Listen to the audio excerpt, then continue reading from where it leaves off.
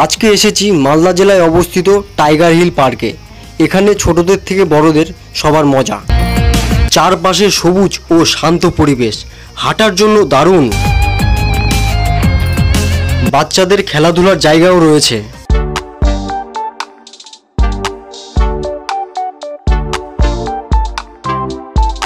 এটাই পার্কের সবচেয়ে সুন্দর জায়গা। পুকুরের ধারে বসে রিল্যাক্স করা যায়, আর আছে ফটো তোলার জন্য অসাধারণ লোকেশন। ফ্যামিলি পিকনিক হোক বা বিকেলে হালকা ঘোরাঘুরি, এই পার্কে সবই সম্ভব। টাইগার হিল পার্ক একবার ঘুরে দেখতেই হবে।